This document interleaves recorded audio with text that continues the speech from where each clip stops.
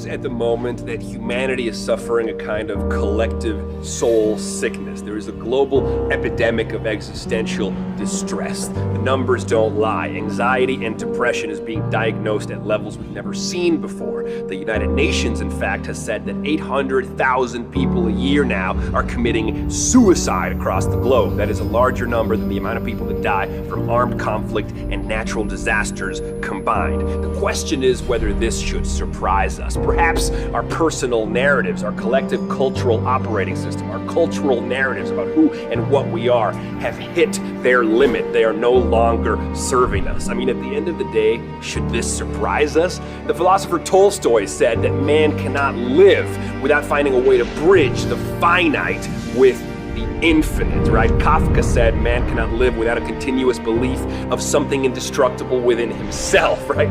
We need to commune with the eternal, with the cosmos, in order to impregnate our life with meaning and signification. Now, religion used to provide this narrative, provided this existential blanket, right? Blanketing us from the void by telling us we will live forever in the kingdom of God. But increasing sophistication, increasing scientific awareness and knowledge, and increasing intelligence has actually made us more anxious because these old narratives are no longer serving us. I believe the epidemic of depression and anxiety and general malaise and meaninglessness comes from this unique awareness that we are mortal beings. But perhaps what we need is a different story. Perhaps what we need is a cognitive reframing. Something really funny happens to astronauts when they go into orbit. These are secular materialistic engineers. These guys, on the back of science and knowledge, cruise into the orbiting of the planet.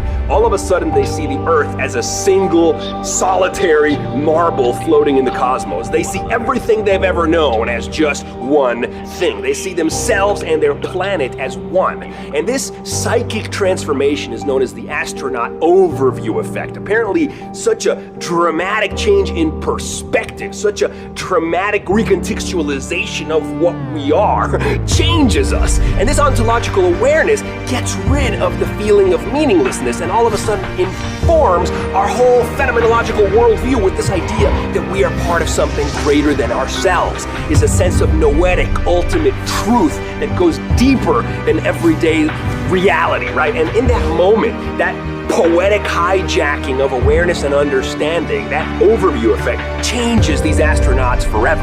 So how do we give more of us this kind of experience? Do we willingly induce metaphysical, mystical experiences in the labs of psychiatry? Are we on the cusp of uncovering a telescope for psychiatry and for the mind? Are we going to take a knobs and levers approach to fundamentally change our awareness? The point being is we need a new narrative. We need to awaken to our true condition. We need to transcend our amnesis, which is the forgetting of the forgetting, and remember what we forgot.